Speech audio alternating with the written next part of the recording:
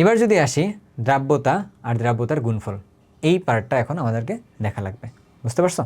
চলো দেখি দ্রাব্যতা কাকে বলতেছে। এই পার্ট থেকে দ্রাব্যতা একটা ইংরেজিগুলো একটু আমরা লিখে নিই। দ্রাব্যতা কাকে বলে? দ্রাব্যতা ইংরেজিটা হচ্ছে সলিউবিলিটি। আচ্ছা, আর দ্রাব্যতা গুণফলের ইংরেজিটা কি? গুণফলের ইংরেজিটা হচ্ছে সলিউবিলিটি প্রোডাক্ট।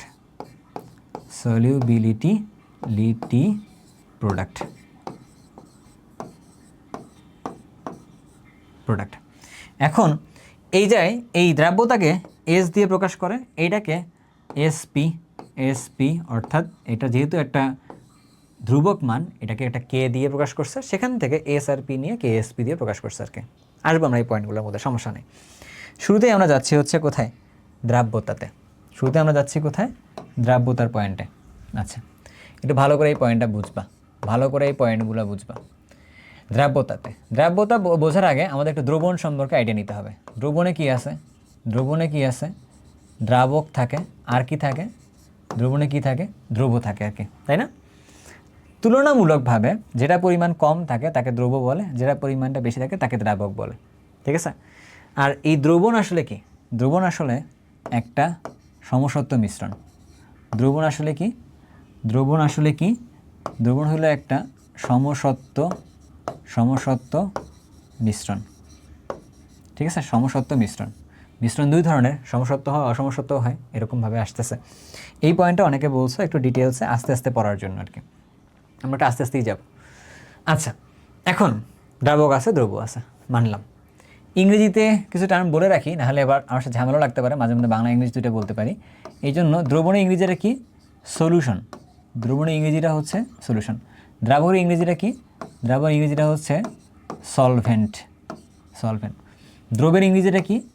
সলিউট। ঠিক আছে, এই পার্টগুলো একটু মনে রাখো আর কি, ঠিক আছে? এরকম সমস্যা নেই। এখন একটু কথার মধ্যে আসো। ধরো আমরা একটা দ্রবণ বানাইছি, আমরা দ্রবণ বানাইতে যাচ্ছি। দ্রবণ বানাচ্ছি কোথায়? একটা গ্লাসের মধ্যে। এই যে বাড়ির মধ্যে যখন শরবত বানাইতে দেওয়া হয় তখন ধরো এটাই বানাইতেছে আর কি। একটা গ্লাসের মধ্যে পানি নিছি আমরা একটা গ্লাসের মধ্যে পানি নিতেছি, এই গ্লাসের ভিতরে এইগুলো কি আছে? এগুলো হচ্ছে পানি আছে, ঠিক আছে? এখন ওই গ্লাসের মধ্যে তুমি বাইরের থেকে কি দিতেছো? বাইরে থেকে তুমি ধরো চিনি নিতেছো আর কি, ঠিক আছে? চিনি। এখন একটা জিনিস খেয়াল করে দেখো, ধরে নাও ওই গ্লাসের পানি আছে তোমার কাছে, পানি আছে ধরো যে 100 মিলিলিটার ধরো যে পানি আছে গ্লাসের ভিতরে।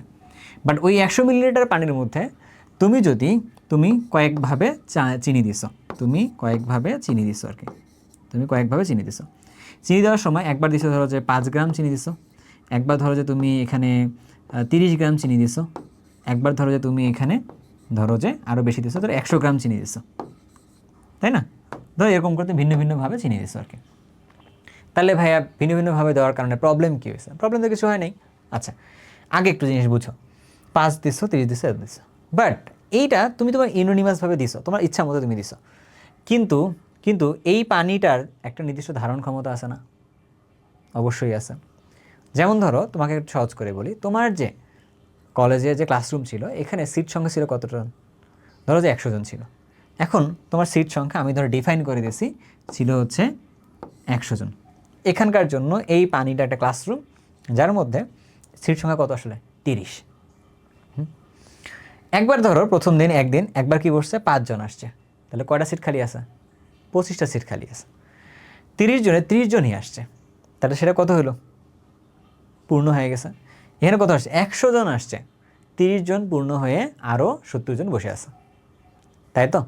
তারপরে তোমার ক্লাসরুমের অবস্থা চিন্তা করে দেখো, যেদিন সবাই আসে সবগুলো সিট পূর্ণ থাকে, যেদিন কেউ না থাকে কিছু খালি থাকে, যদি কখনো কখনো অন্য ক্লাসের পোলাপান যখন তোমার ক্লাসে এসে বসে তখন একটা দুটো সিট তখন কী হয়? বেশি হয়। তাহলে 3টা ঘটনা হয়, 1 খালি থাকতে পারে, 2 খালির থেকে বেশি থাকতে পারে, 3 যতটুকু দরকার ঠিক অতটুকুই আছে, তাই না? এই জায়গা থেকে এই দ্রাবকটা কতটুকু দ্রবকে নিবে এর উপর ভিত্তি করে দ্রবণ 3 ধরনের বলে। তার মানে ধরলাম যে দ্রাবকের ক্যাপাসিটি হচ্ছে এটা। ধরো যে দ্রাবকের ক্যাপাসিটি ছিল, দ্রাবক সর্বোচ্চ 30 গ্রাম নিতে পারে, 30 গ্রাম নিতে পারে। এটা হচ্ছে ওর সর্বোচ্চ ক্যাপাসিটি, এটা ধরে নিছি আর কি আমি, এটা তোমাকে আগে বলে দিছি। তাহলে ওই অনুসারে এই 5 গ্রাম যেটা হয়েছে তাহলে কি দ্রাবকের পরিমাণের চেয়ে কম পরিমাণে আসছে, তাহলে এই দ্রবণটাকে বলা হয়, এই দ্রবণটাকে কি বলা হয়? অসম্পৃক্ত দ্রবণ বলে। এই দ্রবণটাকে অসম্পৃক্ত দ্রবণ বলে। আর যখন যতটুকু ক্যাপাসিটি অতটুকুই থাকে তখন তাকে কি বলা হয়? তখন তাকে সম্পৃক্ত দ্রবণ বলে। যদি তার তুলনায় বেশি আসে তখন তাকে কি বলা হয়? তখন তাকে বলা হয় অতিপৃক্ত দ্রবণ বলে। তাহলে অসম্পৃক্ত, সম্পৃক্ত এবং অতিপৃক্ত 3 ধরনের দ্রবণ আছে আর কি, মানলাম। এটা নিয়ে তো কারো কোনো ডাউট মনে হয় নাই? আছে? নেই। এখন এই যে দ্রবণ নিয়ে আমরা যে কথাবার্তা বলতে গেলাম সেটা কোন দ্রবণের জন্য কাজ করতেছে, তাই না? এখন যখনই আমরা দ্রাব্যতা টার্ম নিয়ে কাজ করতেছি, এইটা শুধুমাত্র এবং কেবলমাত্র আমরা সম্পৃক্ত দ্রবণ নিয়ে কাজ করতেছে। দ্রাব্যতা কার জন্য কাজ করতেছে? শুধুমাত্র সম্পৃক্ত দ্রবণ নিয়ে কাজ করতেছে। এটা অসম্পৃক্ত দ্রবণ নিয়েও কাজ করে না, অতিপৃক্ত দ্রবণ নিয়েও কাজ করে না। আমার মনে হয় এই পার্টটা তোমার কাছে আগে আমি ক্লিয়ার করতে পারছি যে তুমি আসলে কোনটা নিয়ে কাজ করতেছো, এইটা আগে তোমার কাছে ক্লিয়ার থাকাটা জরুরি ছিল, তাই না? ক্লিয়ার থাকাটা জরুরি ছিল। আমার মনে হয় ক্লিয়ার এখন তোমার কাছে। হ্যাঁ, এবার ঘটনার মধ্যে আসো। আমরা এখন হিসাব নিকাশ করি। এবার আমরা কিন্তু ম্যাথ করবো এবং কাহিনীও করব। আমাদের কাছে ছিল দ্রবণ, আমাদের কাছে ছিল দ্রাবক, আমাদের কাছে ছিল দ্রব। দ্রবণের ভর ধরলাম, এদের ভর নিচ্ছি আমরা ভর। এই দ্রবণের ভরটাকে প্রকাশ করছি ক্যাপিটাল এম দিয়ে। দ্রাবকের কোনো ভর প্রকাশ করি নাই, এইটাকে এভাবেই রেখে দিছি। দ্রবের ভর প্রকাশ করছি ছোটদের এম দিয়ে। তাহলে এবার আমাদের বলো তো, তাহলে দ্রাবকের ভর কত? তাহলে দ্রাবকের ভর কত?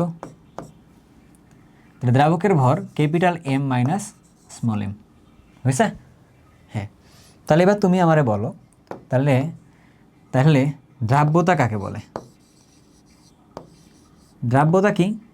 একটা দ্রাবক যতটুকু দ্রবকে সে ধারণ করে সম্পৃক্ত দ্রবণ বানাইতে পারে তাকে বলতেছে তার দ্রাব্যতা। তাহলে উপরে যাবে কি? উপরে যাবে হচ্ছে দ্রব, আর এখানে যাবে কি? নিচে আসবে হচ্ছে দ্রাবক। একটা মজার ব্যাপার, আমরা তো চাইলেই এটাকে এই যে ইচ্ছা মতো বানাতে পারবো না, বাট এটা ইন্টারন্যাশনালভাবেই আমরা ধরে নিচ্ছি, বা বইয়ের খাতায় সবার জন্য একটা সিস্টেম পড়ি, এই জন্য ধরে নিচ্ছি কি 100 গ্রাম দ্রাবক। তাই জন্য কি 100 গ্রাম দ্রাবকে হিসাব নিকাশ করতেছে। ওই জন্য আমরা পার্সেন্টেজ হিসাব করি না, আমরা তো হাজারেও হিসাব করতে পারতাম, হাজারেও। আমরা কি হিসাব করি? আমরা 100তে হিসাব করি পার্সেন্টেজের জন্য আর কি, ঠিক আছে? 100তে 1 ভাগ এরকমভাবে। যাই হোক, তাহলে এটা আমরা তাহলে কী বলতে পারবো? সংজ্ঞাটাকে কি বলতে পারবো? 100 গ্রাম দ্রাবকে যত গ্রাম দ্রবীভূত থাকলে ওই দ্রবণটা সম্পৃক্ত দ্রবণে পরিণত হয়, তার পরিমাণটাকে বলা হয় কি? তার দ্রাব্যতা বলা হয় আর কি। মানে কিছুই বোঝো নাই তুমি, তাই না?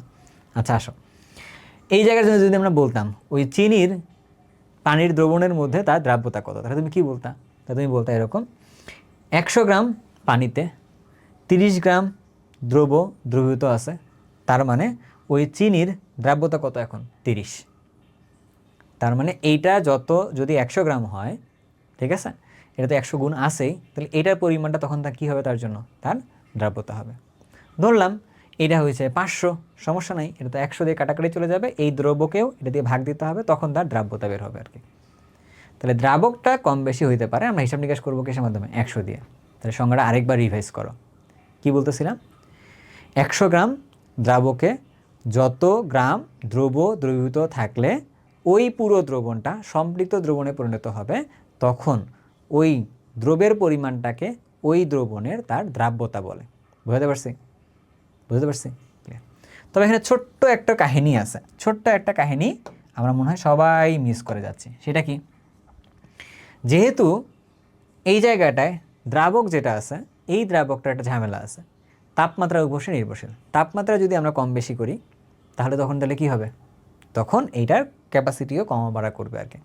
তার মানে এগুলো সবগুলো কেমন? নির্দিষ্ট তাপমাত্রা হিসাব নিকাশ করতে হবে। কিসে কাজ করতে হবে? নির্দিষ্ট তাপমাত্রায় হিসাব নিকাশ করতে হবে। নির্দিষ্ট তাপমাত্রায় হিসাব নিকাশ করতে হবে।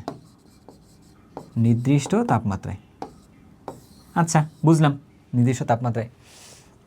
আচ্ছা তাহলে আবার সংজ্ঞা দাঁড় করি, আবারও দাঁড় করি। নির্দিষ্ট তাপমাত্রায় 100 গ্রাম দ্রাবকে যত গ্রাম দ্রবীভূত থাকলে ওই দ্রবণটা একটা সম্পৃক্ত দ্রবণে পরিণত হবে। ওই গ্রাম পরিমাণ দ্রবের পরিমাণকে ওই দ্রাবকে তার কি বলা হয়? দ্রাব্যতা বলে। বুঝতে পারছি? তাহলে 4টা পয়েন্ট। 1, আমাদের কাছে তাপমাত্রা নির্দিষ্ট হইতে হবে, দ্রাবকটা 100 গ্রাম হইতে হবে, তারপরে কি বলতে হবে? দ্রবণটা সম্পৃক্ত হইতে হবে, তাহলে যত গ্রাম দ্রব্য থাকবে। মনে হয় ক্লিয়ার এবার। আচ্ছা তাহলে এই দ্রাবকটাকে আমরা প্রকাশ করছিলাম কি দিয়ে? প্রকাশ করছিলাম হচ্ছে এস দিয়ে। দ্রব্যের পরিমাণটাকে প্রকাশ করছে কি দিয়ে? এম দিয়ে। এটাকে প্রকাশ করছে কীভাবে? এম মাইনাস এম দিয়ে। এটা করছে কি? 100। এইটাই তোমার বইয়ের মধ্যে দেওয়া আছে, এটাই তোমার কাছে দেওয়া আছে। আমি কেন একটু ডিটেলসে একটু বললাম কথাগুলা, কারণ হলো যে একটু তোমরা কমেন্ট যারা করছিলা যে এই পার্টটা তোমরা একটু ডিটেলস পড়তে চাও একাডেমিকের মতো করে, ওভাবে একটু পড়াইলাম আর কি। বুঝতে পারছো? ওকে, এখন প্রশ্ন আসতেছে, ভাই তাপমাত্রার উপর যদি নির্ভরশীল হয় তাহলে একটা প্যারা হয়ে যাচ্ছে না?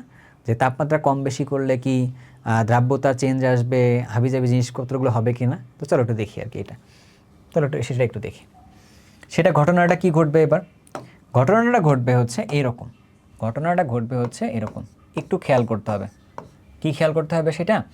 তাপমাত্রা পরিবর্তন হলে কি হয়? আমরা একটা এক্সাম্পল সেট করে তারপর ম্যাথ করবো আর কি। একটা এক্সাম্পল সেট করে ম্যাথ করবো, অ্যান্ড এই ম্যাথটা আবার বোর্ডেও আসে, ঠিক আছে? একটা এক্সাম্পল সেট করে ম্যাথ করবো। রিয়েল কেস সিনারিও আমরা চিন্তা করতেছি, ঠিক আছে? কীভাবে? ধরো একটা পাত্রের মধ্যে আমরা পটাশিয়াম নাইট্রেট নিছি, ঠিক আছে? পটাশিয়াম নাইট্রেট এর দ্রাব্যতা আমরা নিতেছি আর কি, ঠিক আছে? নেওয়ার সময় দ্রাব্যতা 80 ডিগ্রি সেলসিয়াস তাপমাত্রা যখন থাকে তখন তার দ্রাব্যতা ধরে নিলাম 60, ঠিক আছে? তার দ্রাব্যতা ধরে নিচ্ছি কত? 60। এটা হচ্ছে কোথায়? 80-তে। ধরো আমরা যখন তার 60 ডিগ্রি সেলসিয়াস তাপমাত্রা যদি হয়, তার দ্রাব্যতা কত হয়? তার দ্রাব্যতা ধরছি 40 হয় আর কি। জিনিসটা ভালো করে বুঝো, এটা দেওয়া আছে, এই লাইনটা তোমার কাছে দিয়ে দেওয়া আছে যে 60-এ তার দ্রাব্যতা এত, 80-তে এত। তার মানে কম তাপমাত্রায় সে কম পরিমাণ দ্রব্যকে নেয়, বেশি তাপমাত্রায় সে বেশি পরিমাণ দ্রব্যকে নেয় আর কি, নিল। এখন তাহলে প্রশ্ন করি এবার, 250 গ্রাম পটাশিয়াম নাইট্রেট এর সম্পৃক্ত দ্রবণকে 80 ডিগ্রি সেলসিয়াস তাপমাত্রা হতে 60 ডিগ্রি সেলসিয়াস তাপমাত্রায় 60 ডিগ্রি সেলসিয়াস তাপমাত্রায় শীতল করলে কতটুকু অধক্ষেপ পড়বে?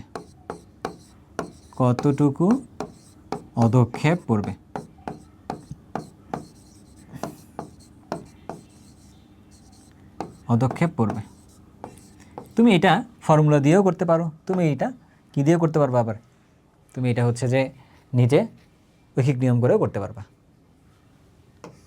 কোন নিয়মে করবা তোমাদের কথা তো শুনতে পাচ্ছি না, ঠিক আছে? আমাদের কিছু স্টুডেন্ট যখন পড়াইতাম একাডেমিকে, ঠিক আছে? আমার এখানে কোনো একাডেমিক স্টুডেন্টটা দেখলে বুঝতে পারবো হয়তো বা, ঠিক এইভাবেই আমিও র্যান্ডমলি পড়াইতাম তাকে। বইয়ের ম্যাথগুলোই এটা, বাট আমি ধর নাম্বারগুলো কী করছি আসলে নিজে জেনারেট করে দিয়েছি আর কি জায়গায়। তো দেখা যেত যে সবাই ঐকিক নিয়মটাকে পছন্দ করতো, ঐকিক নিয়মে আমরা যাই আর কি। তাহলে প্রথম কেস যদি আমরা চিন্তা করি, 80 ডিগ্রি সেলসিয়াস তাপমাত্রায় যখন সে ছিল, কত ছিল? 80 ডিগ্রি সেলসিয়াস তাপমাত্রায়। এই তাপমাত্রায় তার দ্রাব্যতা কত?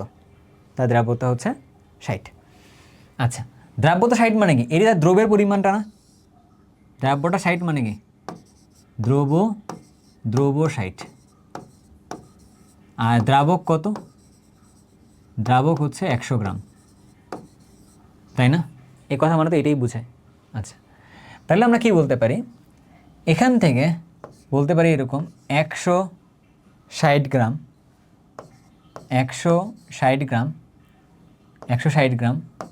সম্পৃক্ত দ্রবণে, না 160 গ্রাম সম্পৃক্ত দ্রবণে দ্রব্য কতটুকু আছে? দ্রব্য আছে হচ্ছে 60। এই লাইনটা কি লেখা যায় এখান থেকে? এই কথাগুলো থেকে লেখা যায় মিক্স। বাট আমার কাছে বলছে কত, 250 গ্রাম একটা সম্পৃক্ত দ্রবণ। তাহলে 250 গ্রাম সম্পৃক্ত দ্রবণে দ্রব্য আছে কতটুকু, 60 ইন্টু 250 ডিভাইডেড বাই 160, এটা গ্রাম। তাহলে দ্রব্যের পরিমাণটা এখান থেকে বের করতে হবে আর কি। তাহলে দ্রব্যের পরিমাণটা বের করে দেখো তো তাহলে কত হয়। দ্রব্যের পরিমাণটা বের করে দেখো তাহলে কত হয়। আমরা একটু এখানে কাটাকাটি করতে পারবো। 60 ইন্টু 250, ঠিক আছে, ডিভাইডেড বাই 160। তাহলে কত হলো এখানে, 93.75 এত গ্রাম। এটা কি আছে, দ্রব্য আছে। তাহলে অতএব ওই দ্রবণে দ্রাবক কতটুকু আছে, দ্রাবক কতটুকু আছে, দ্রাবক দেওয়া ছিল কত, 250 ছিল না? আচ্ছা, 250 মাইনাস 93.75, তাই না? এটারে বিয়োগ করলে এত গ্রাম দ্রাবক থাকবে আর কি। তাহলে 250 মাইনাস 93.75, তাহলে কত হলো, 156.25 এত গ্রাম। বুঝছো, এত গ্রাম কি আছে, দ্রাবক আছে। এটা কখন তুমি হিসাব করতেছিলে, তুমি এটা হিসাব করতেছিলে কখন? তুমি এটা হিসাব করতেছিলা ভাইয়া যখন তুমি 80-তে ছিলা। এবার লাগবে তোমার কত, 60-এ আসতেছো। তাহলে এবার আসো 60 ডিগ্রি সেলসিয়াস তাপমাত্রায়। এই তাপমাত্রায় কি দ্রাবক কমে গেছে? না, দ্রাবক আগে যা ছিল তাই আছে। তাহলে ওর ক্যাপাসিটি কমছে, তাই না? আচ্ছা, তাহলে তুমি খেয়াল করে দেখো যে তুমি ধরো যে বেশি একটু তাপমাত্রা দিয়ে চিনি পানির মধ্যে গুলাই ফেলছো, তারপর ওই দ্রবণটাকে তুমি ঠান্ডা করছো বা ফ্রিজে রাখছো, তখন তাহলে কী হলো, চিনিগুলো জমা পড়ে না? তাহলে পানি কি উড়ে চলে যায়? তাপমাত্রা কমে তো পানিটা সেম থাকে, তাই না? এরকম কিন্তু দ্রাবকটা সেম থাকবে। তো এটা কী বলা যায় 60 ডিগ্রি সেলসিয়াস তাপ তথ্য থেকে? বলতে পারি 100 গ্রাম দ্রাবকে কতটুকু দ্রব্য আছে, 40 গ্রাম দ্রব্য আছে। তাহলে কি লেখা যায়, 100 গ্রাম দ্রাবকে, কিন্তু এবার লেখাগুলো ভালো করে খেয়াল করো, কিন্তু দ্রাবকে দ্রব্য থাকে কত থাকতে পারে, 40 গ্রাম দ্রব্য থাকতে পারবে। কিন্তু আমাদের কাছে আছে কত এখন, 156। সে কতটুকু নিতে পারে দেখি। তাহলে 156.25 গ্রাম দ্রাবকে দ্রব্য থাকে কতটুকু, দ্রব্য থাকে 40 ইন্টু 156.25 ডিভাইডেড বাই 100। তাহলে এবার হিসাব নিকাশ করে আমাকে একটু বলতে হবে কত আসে আর কি। তাহলে 40 ইন্টু 156.25, তাহলে 62.50 এত গ্রাম। এত গ্রাম দ্রব্য ওই দ্রবণের ভিতরে থাকে। তাহলে তুমি একটা জিনিস খেয়াল করে দেখো তো, শুরুতে কতটুকু ছিল, শুরুতে তার কাছে দ্রব্য ছিল এতটুকু, এখন তার কাছে দ্রব্য ছিল কতটুকু, এখন তার কাছে দ্রব্য হয়ে গেছে এতটুকু, তাই না? এখন দ্রব্য তাহলে কি, বাকিগুলো তাহলে কী হয়েছে, জমা পড়ছে নিছে। তাহলে কতটুকু অধক্ষেপ পড়ছে, তাহলে বলতে পারি অতএব অধক্ষেপ পড়ছে কত, অধক্ষেপ পরে কতটুকু, অধক্ষেপ পরে হচ্ছে 93 থেকে 75 মাইনাস 62.50, তাহলে এত গ্রাম অধক্ষেপ পড়ছে। তাহলে বিয়োগ করে দেখো তো কত আসে, তাহলে কত আসে, 93.75 মাইনাস 62.50, তাহলে কত আসছে, 31.25। তাহলে এত গ্রামের একটা অধক্ষেপ পাওয়া গেছে সেখানে। বুঝে দেখো এবার, বুঝছো কি না? দেখো ক্যালকুলেশন একটু তোমার মিলাই দেখো, হ্যাঁ, ঝামেলাটা আমরা করছি কিনা। 80 ডিগ্রি সেলসিয়াস তাপমাত্রায় 160 গ্রাম দ্রাবক থেকে দ্রব্য থাকে হচ্ছে এত নিচে। এবার কি বলছে, এবার তাহলে কি বলছে, এবার বলছে 250 গ্রাম দ্রাবকে আমাদের কাছে যে সম্পৃক্ত দ্রবণটা ছিল সেটা ছিল কত, 250 গ্রাম ছিল আর কি। সেই 250 গ্রামের মধ্যে কতটুকু দ্রব্য আছে এটা বের করছে 93.75। তারপর দ্রাবক কতটুকু আছে সেই দ্রাবকের পরিমাণটা ভাইয়ারা এখান থেকে বের করছে। এবার দেখি সাইডের মধ্যে গিয়ে 100 গ্রাম দ্রাবকে দ্রব্য থাকতে পারে 40, তাহলে 156-র মধ্যে তাহলে কতটুকু থাকবে, আর একটু বেশি থাকবে, তাহলে কত 62 এত। তাহলে আগে ছিল দ্রব্য এতটুকু, এখন দ্রব্য থাকলো হচ্ছে দ্রবণের ভিতরে এতটুকু, তাহলে বাকিগুলো তাহলে কী হয়েছে, ওখান থেকে আউট হয়ে গেছে। সেটা কত 31 পয়েন্ট এত। তাহলে এটাই হচ্ছে আমাদের কাছে অ্যান্সার। আমার মনে হয় ব্যাপারটা তোমাদের কাছে এখন ক্লিয়ার হয়ে গেছে। দিস ইজ হাউ ম্যাথ আসবে। সো এরকম ম্যাথ আছে কি না একটু দেখি আমরা, একটু আছে কি না দেখি। এই স্লাইডে কোথায় কোথায় কোন ম্যাথ আছে জিনিসটা একটু মানে ওইভাবে মনে নেই, কেন জানো তো, কারণ এই ক্লাসটা আমাদের নেওয়া হচ্ছে অনেক আগে, তাই না? স্লাইড আগে বানিয়ে রাখছি, কিন্তু এই যে স্টুডিওর কাজবাজগুলো করতে করতে একটু সময় হয়ে গেছে, যার জন্য আসলে মনে নেই যে কোথায় কোনো ম্যাথ আছে কি না। দেখি একটু আর কি। 25 ডিগ্রি সেলসিয়াস তাপমাত্রা, 50 ডিগ্রি সেলসিয়াস তাপমাত্রায় AB3 এ দ্রাব্যতা যথাক্রমে এই যে 40 আর হচ্ছে 60। তারপর কি বলছে, 50 ডিগ্রি সেলসিয়াস তাপমাত্রায় 100 গ্রাম AB3 এর সম্পৃক্ত দ্রবণকে 25 ডিগ্রি সেলসিয়াস তাপমাত্রায় শীতল করলে, ও আচ্ছা, তার মানে কি দেখো 50 থেকে 25-এ যদি নিয়ে আসতে চাও তখন কতটুকু অধক্ষিপ্ত হবে আর কি। একই ম্যাথ না, পারবা করতে? আচ্ছা, আমি তো একটু ছোট করে এই জায়গাটায় করি, হ্যাঁ একটু ছোট করে এটা করি একটু এই জায়গাটায়, তাহলে তোমার জন্য সুবিধা হবে হয়তো বা, তাই না? তাহলে হচ্ছে গ নাম্বারটা আমি একটু ছোট করে এই জায়গায় ছোট করে করতেছি। আচ্ছা, 50-তে 60, তার মানে আমরা যদি এখন 50 ধরে যদি হিসাব নিকাশ করি, 50 ডিগ্রি সেলসিয়াস ধরে যদি হিসাব নিকাশ করি, তাহলে কত হলো 160 গ্রাম সম্পৃক্ত দ্রবণ কিন্তু আর কি। এই দ্রবণে কতটুকু দ্রব্য থাকবে, তাহলে 60 গ্রাম দ্রব্য থাকবে আর কি, তাহলে 60 গ্রাম দ্রব্য থাকবে। আমাদের কাছে বলছে কত, 100 গ্রামের একটা সম্পৃক্ত দ্রবণ আছে, তাহলে তুমি কি করবা, 100 গ্রামের সম্পৃক্ত দ্রবণটা থেকে কতটুকু থাকতে পারে, 60 ইন্টু 100 ডিভাইডেড বাই কত, 160, এত গ্রামের একটা দ্রব্য। তাহলে কতটুকু হইল, 0 কেটে দাও, তাহলে দেখি কত হয়। আচ্ছা, কিছু একটা মান এখানে আসবে, তাই না? সেই মানটা কত, 60 ইন্টু 10 ডিভাইডেড বাই 16, তাহলে 37 না, 37.5 এত গ্রামের একটা দ্রব্য আছে এখানে। তাহলে তোমাকে দ্রাবক বের করতে হবে এখান থেকে আবার, তাই তুমি একটা দ্রাবক বের করো। তাহলে দ্রাবক বের করো, তাহলে দ্রাবক তাহলে কত হইলো বলো তো? দ্রাবক আগে ছিল হচ্ছে 100 থেকে, 100 মাইনাস 37.5 না, হ্যাঁ, তাহলে 62.5, তাহলে 62.5 এত গ্রাম হচ্ছে দ্রাবক আছে। এবার তোমাকে যাইতে হবে কোথায়, এবার তোমাকে যাইতে হবে হচ্ছে সেই 25-এ নামাইছে, তাহলে কোথায় যাবা তুমি, এই যে 25 ডিগ্রি সেলসিয়াসে, তাহলে কি হবে বলো তো, এই যে 40, তাহলে 100 গ্রাম দ্রাবকে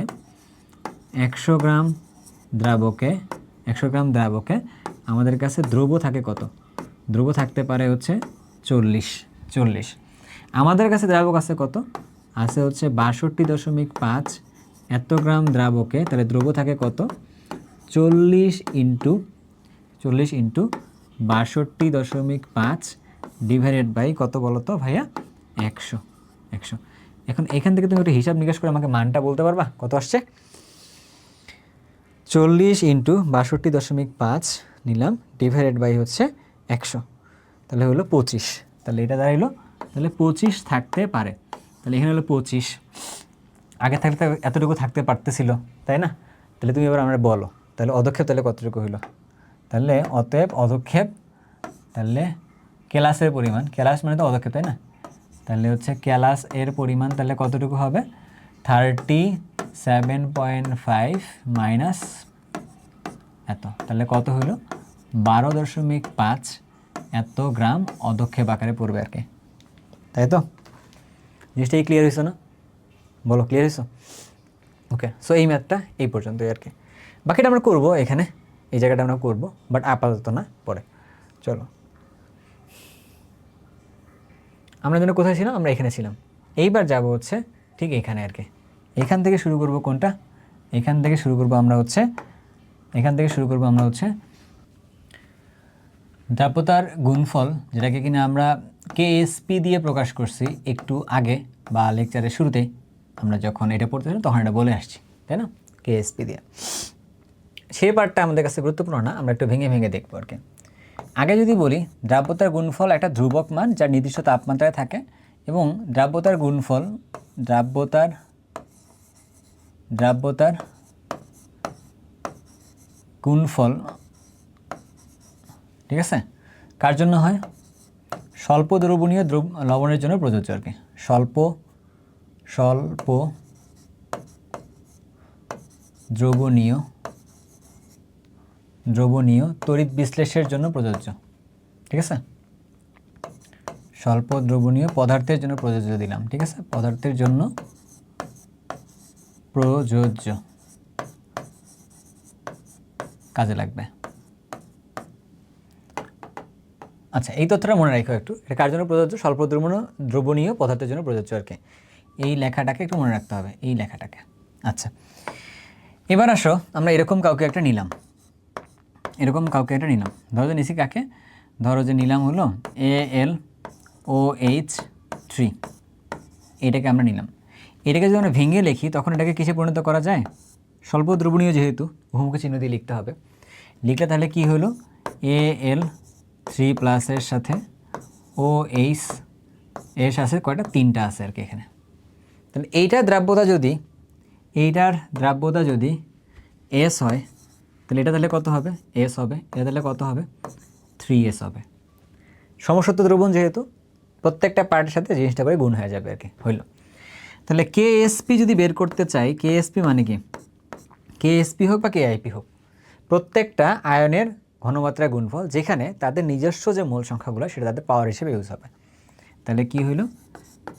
Al3+ আয়নটা, তার পাওয়ারটা 1, উপরে 1, OH এর আয়নের ঘনমাত্রা, তার উপরে তার পাওয়ারটা 3। তাহলে এই জায়গায় এটা ছিল কত? S, ওটা তাহলে ছিল কত? এটা ছিল হচ্ছে 3S তাহলে কত হবে? কিউব। তাহলে কত হলো আসলে? 27S⁴। এইভাবে বের করতে হবে আর কি, তাই তো? আচ্ছা, যদি আমাকে S এর মান দেওয়া থাকে আমি কেএসপির মান বের করতে পারবো, কেএসপির মান দেওয়া থাকলে S এর মান বের করতে পারবো।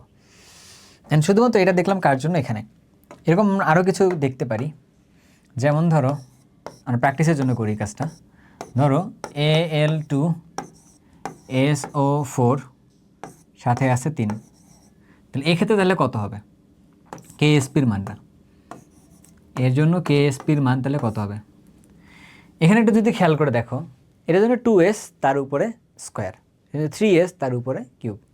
তাহলে কি হলো কথাটা? 2S তার উপরে গেল স্কোয়ার, আমরা একটু মনে মনেই করলাম, তারপরে 3S তার উপরে যাবে হচ্ছে কিউব। সব কিছুকে গুণ করো, তাহলে 4 আর ওদিকে হলো 27। তাহলে 4 27 গুণ করলে তাহলে কত হইলো? 108, তাই না? তাহলে S⁵ এরকম হয় কি না? হয়তো। আচ্ছা, আবার ধরো আমরা দিলাম ম্যাগনেসিয়াম ক্লোরাইড, তাহলে তখন কি হবে? ম্যাগনেসিয়ামের জন্য S, আর ক্লোরিন আছে 2টা, তাহলে যাবে হচ্ছে 2S তার উপরে স্কোয়ার। তাহলে কত হইল? 4S⁵। এই তো কাজটা। আবার ধরো আমরা দিলাম AgCl, তাহলে কি হবে? একটা S আর ওর একটা S মিলে তাহলে কি হলো? S²। তার মানে এইগুলো আর কি কিছু এমসিকিউতে কাজে লাগতে পারে। গেল ব্যাপারটা। কেমনে তুমি কেএসপি নির্ণয় করবা? S বের করে, S তো আমরা আগে বের করে আসছিলাম, মনে আছে না ফর্মুলাটা দিয়ে? ওইটাতে তুমি S বের করতে পারবা, m/m-m(m)(100), ওইটাতে S বের করলাম। সেই S এর মানটা তুমি এবার বসাই দিলা, বসাই তুমি কী বের করবা? সেখান থেকে কেএসপির মান বের করবা। বুঝতে পারছি? ওকে, তাহলে কেএসপির মানটা গেল। এবার আসো আরেকটা জিনিস আছে, তার নাম হলো কেআইপি। বাট কেএসপি আর কেআইপি দুইটা আসলেই সেম। দুইটা আসলে কেমন? প্রায় সেম, ঠিক আছে? সেম শুনে আবার একটু লাফাই উঠো না, আগে জিনিসটা বুঝো তারপরে দেখো। এটা কার জন্য? এটা হলো সম্পৃক্ত দ্রবণের জন্য। এটা কার জন্য? সম্পৃক্ত দ্রবণে। আর এটা হলো কি? যে কোনো দ্রবণে,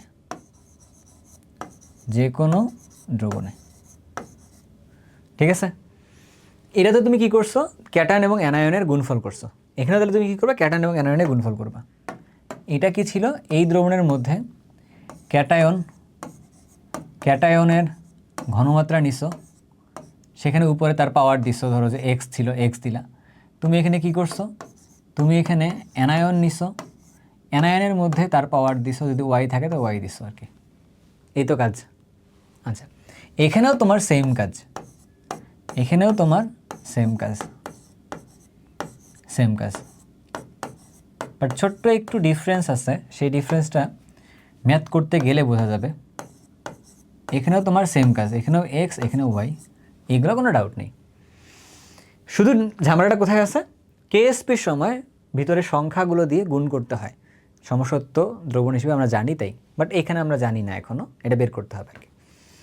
তাহলে কে আইপি মানে কি, কে আইপি মানে হইল, আইপি মানে হইল, আই মানে হইল আয়নিক, পি মানে হইল প্রোডাক্ট। তাহলে কে আইপি মানে কি, আয়নিক প্রোডাক্ট। কে আইপি মানে কি, আয়নিক প্রোডাক্ট। বুঝছো? হ্যাঁ। এখন তুমি যদি কেএসপি কে আইপি দুইটা মান ধরো বের করছো, বাট তুমি বের করে দেখলা কে আইপি সমান কেএসপি হয়েছে, কেএসপির মান তো দেওয়া থাকবে, তুমি ধরো যে এটা সমান পাইছো। আবার তুমি দেখলা কে এসপি এর মান is greater than K IP, K IP এর মানটা কম, কে আইপি এর মানটা কম। আবার তুমি দেখলা কে এসপির মানটা কম বাট কে আইপির মানটা বড়, ধরো তুমি এরকম পাইছো, তখন তাহলে কী হবে? আচ্ছা, এইটা পাওয়া মানে কি, এটা পাওয়া মানে কে এসপি কে আইপি এই দুটা মান সমান হওয়া মানে কি, এরা মানে হচ্ছে বলতেছে সম্পৃক্ত দ্রবণ, সম্পৃক্ত দ্রবণ। বাট নিচেরগুলো মানে কি, যখন তুমি দেখলা কে এসপিটা বড়, কে আইপিটা ছোট, তার মানে এই জায়গায় তাহলে কী হবে, এই জায়গায় তার মানে হচ্ছে অধক্ষেপ পড়বে না, অসম্পৃক্ত দ্রবণ। তার মানে কি, কোনো অধক্ষেপ নেই, অধক্ষেপ পড়বে না, অসম্পৃক্ত দ্রবণ। তাহলে এটা মানে কি, কে আইপি যখন বড় হবে ঠিক তখনই গিয়ে অধক্ষেপ পড়বে, ঠিক তখনই গিয়ে অধক্ষেপ পড়বে। তাহলে কি হলো, এই শর্তগুলা দিয়ে আমাদেরকে ভিন্ন ভিন্ন ম্যাথ করতে হবে আর কি, কোনটা সম্পৃক্ত দ্রবণ, কোথায় অধক্ষেপ পড়বে, কোথায় অধক্ষেপ পড়বে না, এইগুলো বিচার করতে হবে আর কি। বুঝতে পারছো? আচ্ছা, এর বাইরে, এই যে এর বাইরে দ্রাব্যতার গুণফলটা তাপমাত্রার উপর কিন্তু নির্ভরশীল, এটা মাথায় রেখো। দ্রাব্যতার গুণফলটা কি, তাপমাত্রার উপর নির্ভরশীল। আর দ্রাব্যতার কিছু নির্ভরশীলতা আছে, এই পার্টটা জেনে থাকতে পারলে একটু লাভ আছে। দ্রাব্যতার নির্ভরশীলতা এমসিকিউর জন্য কাজে লাগবে। দ্রাব্যতার নির্ভরশীলতা যদি এমসিকিউ নিয়ে আলাদা করে ক্লাস দিব, ঠিক আছে, এই জন্য এখানে এমসিকিউ এর ব্যাপারটা নিয়ে খুব ডিল করতেছি না। বাট দ্রাব্যতার নির্ভরশীলতা কোথায় কোথায় আছে, তাপমাত্রার উপরে আছে, তাপমাত্রার প্রভাব আছে, আবার কি আছে, চাপের প্রভাব আছে, যদি সেটা গ্যাসীয় পদার্থ হয় চাপের প্রভাব আছে। তারপর কি আছে, দ্রব্যের প্রকৃতি হয়, দ্রব্যের প্রকৃতির উপর দ্রাব্যতা চেঞ্জ হতে পারে। ইভেন দ্রাবকের প্রকৃতির উপরেও দ্রাব্যতা চেঞ্জ হতে পারে। সো এই কয়টা এলিমেন্টের উপরে চেঞ্জ হতে পারে, এটা একটু জেনে রাখার জন্য জিনিসটা করা, আর কিছু না। ঠিক আছে, আর কিছু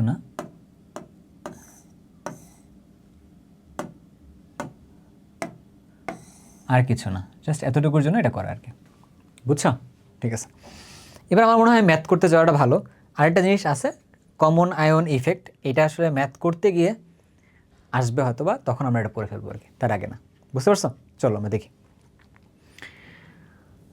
তাহলে আমরা এটা দেখি এই ম্যাথে কি আছে কি না।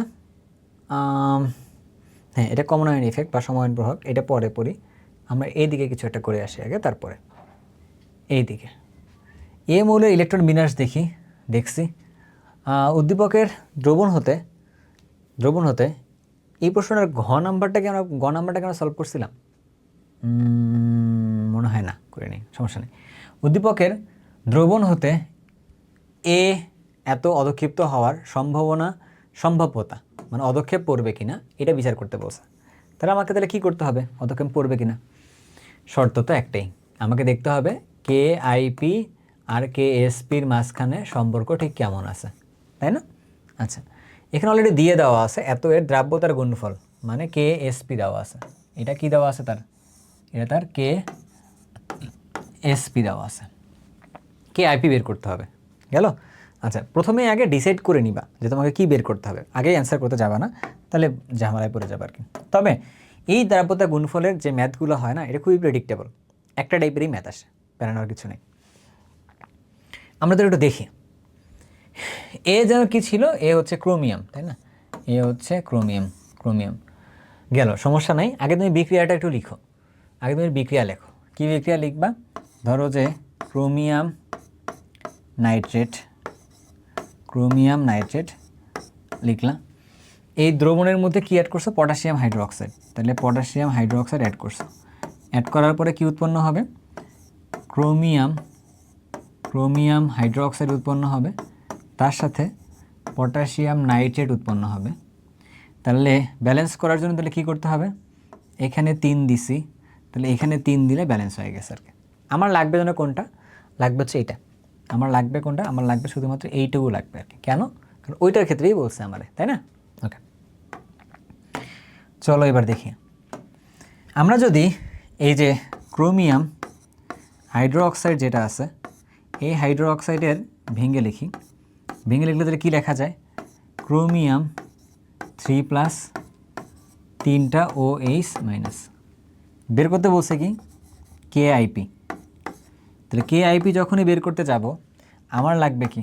ক্রোমিয়াম 3+ এর ঘনমাত্রা লাগবে, OH এর ঘনমাত্রা লাগবে, তার উপরে কিউব যাবে। এটা কিন্তু বলছিলাম আগে। কিন্তু একটা জিনিস খেয়াল করে দেখো তো, এইটার ঘনমাত্রা আগে যা ছিল, বিক্রিয়া করার পরে কি সেম ঘনমাত্রা থাকবে? সেম ঘনমাত্রা থাকবে না, থাকবে না। এটার ঘনমাত্রা যা ছিল, বিক্রিয়া করার পরে কি সেম ঘনমাত্রা থাকবে? সেম থাকবে না। তাহলে ঘনমাত্রা একটু চেঞ্জ হয়েছে। তাহলে ঘনমাত্রা যখন চেঞ্জ হয়, তখন দ্রবণের লঘুকরণ যে ফর্মুলাটা আছে, আমাদেরকে ঠিক সেই দিকে যাইতে হবে আর কি। ঠিক আছে? দ্রবণের লঘুকরণ যে ফর্মুলা আছে, আমাদেরকে ঠিক সেদিকে যাইতে হবে। চলো একটু দেখি। তাহলে আগে ঘনমাত্রাগুলো বের করে নিয়ে আসতে হবে। তাহলে ক্রোমিয়ামের ঘনমাত্রা কি? ঘনমাত্রা পরিবর্তিত ঘনমাত্রা কীভাবে বের করে?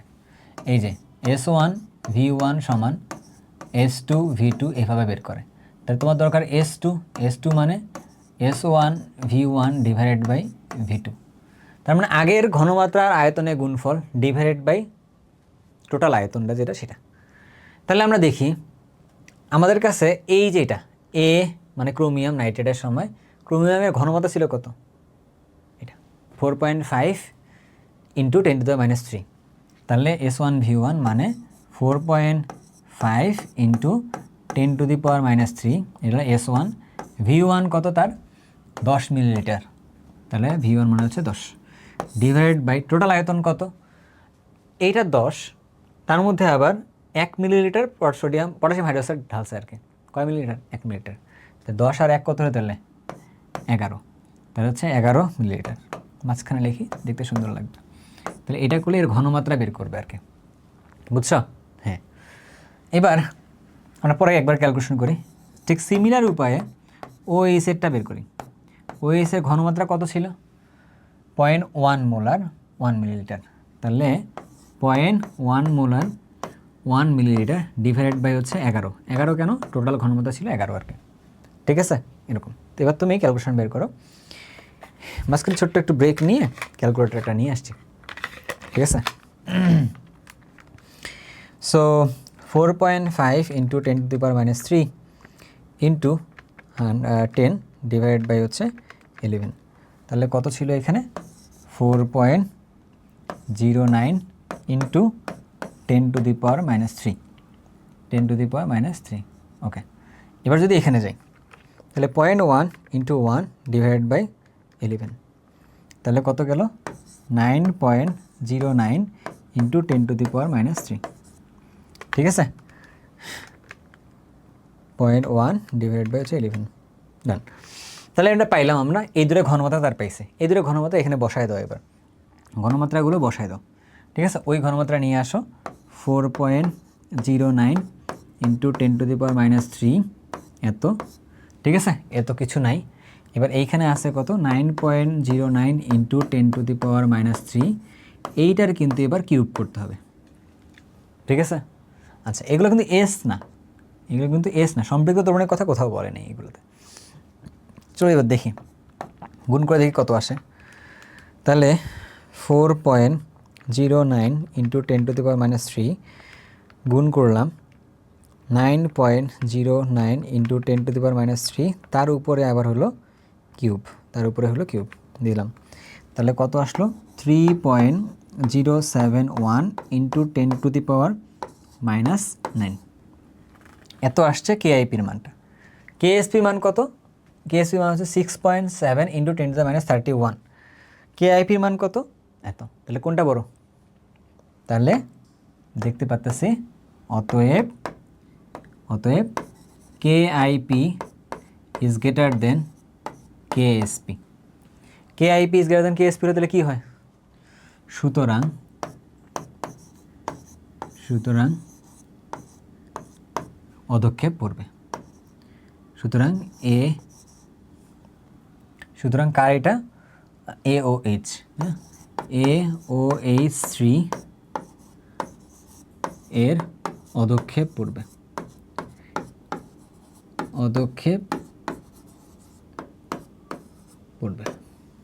বুঝতে পারছি কথাটা? এই হলো কাহিনী। এত ম্যাথ, জটিল ম্যাথ না, সহজ ম্যাথে কিন্তু। তাহলে আগে যা ছিল সেখান থেকে পরিবর্তিত ঘনমাত্রা বের করবা, বসাই দেওয়া, মান বের করবা, হয়ে যাবে আর কি। বুঝতে পারছো? ওকে, পরের দিকে যাই। প্রশ্ন একটু পড়ো তো। 1 নং দ্রবণের ধাতব আয়নের শনাক্তকরণ পরীক্ষা। আচ্ছা, শনাক্তকারী মানে আয়ন শনাক্তকরণ পরে পড়লেই হবে। 2 নং উদ্দীপকের মিশ্রণে কোন অদক্ষেপ সৃষ্টি হবে কিনা, মানে অদক্ষেপ পড়বে কিনা, এটা বলছে কথাটা আর কি। চলো একটু দেখে আসি আমরা কি বলে। 25 ডিগ্রি সেলসিয়াস তাপমাত্রায় এটা হচ্ছে ক্যালসিয়াম কার্বনের ক্লোরাইড, এর সাথে এটা বিক্রিয়া করছে। তাহলে কি হয় দেখি, আগে লিখি বিক্রিয়াটা। বিক্রিয়া কিন্তু লিখবা পরীক্ষায় মাস্ট। এর সাথে দিবা K2Cr2O4। বিক্রিয়া দিলে তাহলে কি উৎপন্ন করবে? Calcium Cr2O4। তার সাথে কি দিবা? তার সাথে দিবা হচ্ছে Cr2 মনে হয় নাই, তাই না? দেখছো ওই যে K2Cr2O7 ওইখান থেকে পড়তে সবার একটু মানে আমার নিজেরই অবশ্য, তোমাদের না, তোমরা অবশ্যই ঠিক করেই লিখো। ওকে, এটা তার সাথে কী হবে? পটাশিয়াম ক্লোরাইড তৈরি হবে আর কি, পটাশিয়াম ক্লোরাইড। তো এর সামনে 2 দিলে মনে হয় সব কিছু ব্যালেন্স হয়ে যায়, তাই না? ওকে, আমার টার্গেট কোনটা? আমাদের সব কিছু টার্গেট নেই, টার্গেট হচ্ছে এটা। এবার আমার বলছে কি, এটা তাহলে কেআইপি বের করতে হবে। তাহলে কেআইপি বের করার আগে এটাকে ভেঙে লেখো আগে। তাহলে Cr O4 এটাকে ভাঙলে কি লেখা যায়? ক্যালসিয়াম 2+, তারপর কি লেখা যায়? 2-। এখান থেকে কি লেখা যায়? কেআইপি সমান ক্যালসিয়াম 2+-এর একটা ঘনমাত্রা হবে সেটা ইন্টু ক্রোমিয়াম মানে এটা ক্রোমিয়াম না, ক্রোমেট এটা, তাই না? ডাইক্রোমেট না, এটা ক্রোমেট 2-, এটার যে ঘনমাত্রা হবে সেটা সব কিছু মিলে বসায় এখান থেকে বের করতে হবে আর কি। গেল? ওকে, এখন এই মানটা তো বের করব, বাট এই মানটা তো আমাদের কাছে জানা নেই এখনও। আগে মানটাকে বের করে নিয়ে আসো যে কার মানটা লাগবে? ক্যালসিয়ামেরটা লাগবে। তাহলে ক্যালসিয়াম 2+-এর ঘনমাত্রা মানে পরিবর্তিত ঘনমাত্রা কীভাবে হবে? আগে ছিল কত? 0.1। আগে ছিল 0.1, আয়তন ছিল কত? 15 মিলিলিটার। টোটাল কত হইল তাহলে? 15, এর সাথে গেল 20, যোগ করে তাহলে কত হইল? 35। হিসাব নিকাশ করে দেখো ঘনমাত্রা কত আসছে। আবার কি লাগবে? ক্রোমেট। এইটার ঘনমাত্রা তাহলে কত লাগে? কত লাগবে তাহলে? এইটা আর এটা গুণ করতে হবে। তাহলে 0.01 ইন্টু 20 ডিভাইডেড বাই হলো 35। ডিভাইড বাই হলো 35। হিসাব নিকাশ করে বলো কত আসে। মানে তুমি বুঝতেই পারতেছো যে কী করতে হবে এবার, তবু আর কি করাই দেওয়া। এই ম্যাথগুলো খুব বেশি প্র্যাকটিস করা লাগবে না, যে দুইটা এখানে করাইতেছি এই দুইটাই করো, আর হচ্ছে বোর্ডের দুইটা প্রশ্ন দেখো, তাহলে দেখবা যে হয়ে গেছে আর কি। ঠিক আছে? আচ্ছা, আর নিচেরটার ক্ষেত্রে তাহলে কী হবে, 0.1 ইন্টু 20 ডিভাইডেড বাই 35, তাহলে কত হলো এটাতে 5.7 ইন্টু 10⁻³ এত মোলার। মান পাইছো তুমি সব। এবার মানগুলো কী করতে হবে, বসাইতে হবে, বসায় গুণ করতে হবে। তাহলে 0.0428 ইন্টু স্কোয়ার স্কোয়ার কিছু নাই তো এই জন্য, তাহলে 5.71 ইন্টু 10⁻³ হিসাব নিকাশ করে বলো তো কত আসে। 0.0428 ইন্টু 5.71 ইন্টু 10⁻³ তাহলে 2.44 ইন্টু 10⁻⁴। তাহলে এইটা আসছে আমার কাছে কে আইপির মানটা। এবার দেখো কেএসপির মান কত দেওয়া ছিল, হ্যাঁ কেএসপির মান দেখো, কেএসপির মান দেখো বেশি ছিল, কেআইপির মান দেখো কম আছে। তার মানে কি হবে এবার তুমি এবার বলো, তার মানে তাহলে কি হবে, অতক্ষেপ সৃষ্টি হবে না। তাহলে এইখানে একটা ছোট্ট করে আমরা লেখাটাকে বলে নিই, তাহলে কি বলতে পারি, KSP is greater than KIP, তাই না? এটা যদি হয় অতএব অধক্ষেপ পড়বে না, অধক্ষেপ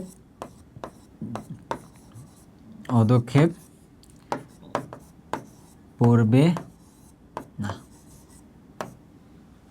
বুঝছো?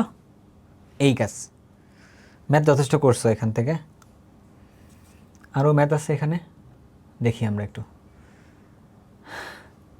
শনাক্তকারী পরীক্ষাটা আমরা করব আপাতত শনাক্তকারী পরীক্ষাটা আমরা পরে করি। আমরা আসলে এই দিকে যাই, এখানে একটা ম্যাথ বাকি রেখে আসছি, এটা করি। দেখি কি বলছে এখানে, প্রশ্ন বড় একটু। AB3 এর উপস্থিতিতে MB এর দ্রাব্যতা পরিবর্তিত হয়, বিশ্লেষণ করো। তার মানে ম্যাথ করতে হয়নি। আচ্ছা, ম্যাথ না করতে বললে ম্যাথ করিও না, হ্যাঁ ম্যাথ না করতে বললে করিও না, তবে আমরা একটা ম্যাথ করে দেখাবো এরকম। আগে একটু জিনিস খেয়াল করে দেখো, ধরো একটা দ্রবণের মধ্যে কি আছে, AB3 আছে, এটা ভাঙা মানে কি, এটা ভাঙলা মানে A3 প্লাস B মাইনাস তৈরি হয়েছে, কয়টা, 3টা। এটা হচ্ছে এরকম। তাহলে এই দ্রবণে এর ছিল S, এটা ছিল S, এটা তাহলে কত হয়েছে 3S, এটা তার দ্রাব্যতা। ঠিক আছে? ওকে, যখনই আমরা এখানে কাজটা করতে যাচ্ছি, যখনই আমরা বাইরের থেকে MB দিছি, MB দেওয়া মানে কি, MB ও নিজেও তো ভাঙতে পারে, ভেঙে কি তৈরি করে M প্লাস আর B মাইনাস, ভাঙলে কোনো প্রবলেম নাই। এই B মাইনাসটা আর এখানেও একটা B মাইনাস আছে, দূরে কি সেম হয়ে গেল না, কমন মানে কি সম আয়ন হয়ে গেছে, তাহলে এই আয়নটা এসে এখানে যুক্ত হবে আর কি। ঠিক আছে? যখনই যুক্ত হয় তখন ধরো B মাইনাস আসার পর, B মাইনাস আসার পর এই S আর S থাকে না, ওটা S প্রাইম হয়ে যায়, মানে কি ওটা পরিবর্তন হয়ে গেছে। এইটার সাথে 3S প্রাইমের সাথে কতটুকু যুক্ত হয়েছে, B মাইনাস যতটুকু আসছে অতটুকু। তাহলে B মাইনাস কতটুকু আসছে এখান থেকে খেয়াল করতে পারবা? B মাইনাসের মানটা বের করা নাই, যেহেতু বের করলে বলা যাইতো, আমাদের যেহেতু বিশ্লেষণ করতে বলছে সো দ্যাটস ওয়াই বের করতেছি না। ধরো B মাইনাসের মানটা আসছে কত, x মোলার, তখন তাহলে কী হবে, এখানে এসে ওই এক্সটা যুক্ত হবে, এটা x যুক্ত হবে। বুঝছো কথাটা? তাহলে এর ঘনমাত্রা তাহলে কী হলো, পরিবর্তন হয়ে গেছে না? আচ্ছা, তুমি এখান থেকে যে কাজটা করতে পারো, এখান থেকে AB3 এর জন্য তার একটা KSP থাকবে, ঠিক আছে? এইখানেও সেম KSP থাকবে। কি বললাম, এটা যোগ করার আগেও AB3 এর যে KSP, এটা যোগ করার পরেও KSP তাহলে কেমন থাকবে, সমান থাকবে, KSP পরিবর্তন হবে না। তাহলে কার পরিবর্তন হবে, পরিবর্তন আসলে হবে হচ্ছে দ্রাব্যতার পরিবর্তন হবে। তাহলে কি বললাম, সময়ায়ন প্রভাবের কারণে কি হয়? দ্রাব্যতা চেঞ্জ হয়। কি চেঞ্জ হয় না? দ্রাব্যতার গুণফল চেঞ্জ হয় না। তাহলে কথাটা লিখে রাখতে পারলে মানে ভালো হতো, তাই না? লিখে রাখি। তাহলে কি বললাম কথাটা? কমন আয়ন ইফেক্ট, ঠিক আছে? বা বাংলায় কি বলে এটাকে? সম আয়ন প্রভাব, ঠিক আছে? সমায়ন প্রভাবের কারণে কি হয়? কারণে দ্রাব্যতার গুণফল অপরিবর্তিত থাকে।